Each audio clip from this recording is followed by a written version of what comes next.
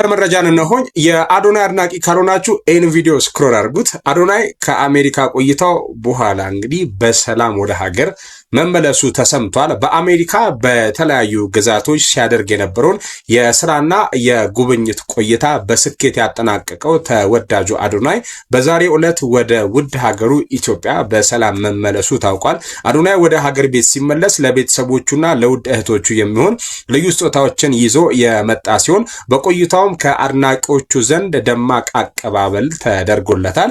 በተለይም እጅግ ለሚወዱትና ለሚያከብራት ቅድስት ማርያም ያለውን ጥልቅ ፍቅር የሚገልጽ ከአድናቂዎቹ በስጦታ የተበረከተለት የእመቤታችን ስዕልን ይዞ ተመልሷል። የአዶናይ በሰላም መመለስ በብዙዎች ዘንድ ከፍተኛ ደስታን የፈጠረ ሲሆን እንኳን ለሀገርህ ለወገንህ በሰላም አበቃህ የሚል የመልካም ምኞት መግለጫም እየጎረፈለት ይገኛል።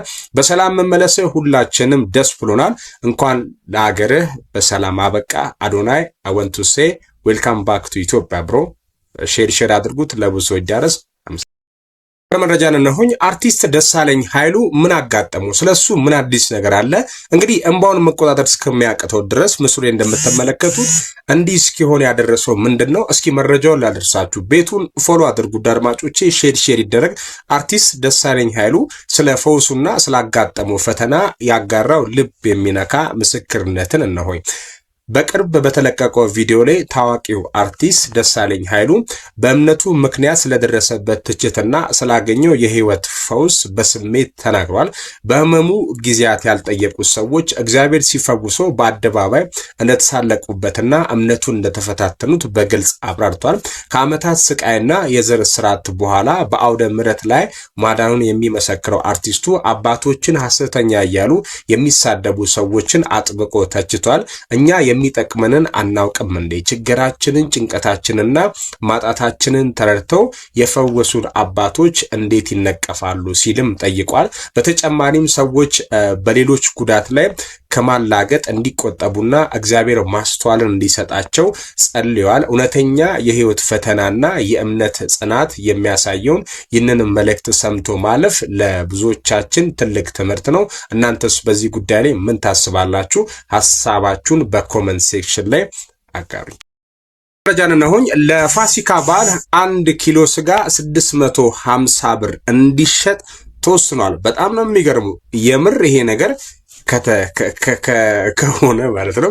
ለትንሳኤ በዓል በአዲስ አበባ ከተማ 1 ኪሎ ስጋ በ650 ብር እንዲሸጥ መወሰኑን እንግዲህ ገበያውን ለማረጋጋትና 600 ሺህ የቁም እንስሳት ወደ ከተማው መግባታቸው የአዲስ አበባ የንግድ ቢሮ ይህንን አስታውቋል። የቢሮ ኃላፊ ሀቢባ ሲራጅ በሰጡት መግለጫ በበዓል ግብይት ወቅት ምንም አይነት የምርት አቅርቦት እጥረት እንዳይኖር ሰፊ ዝግጅት ተደርጓል።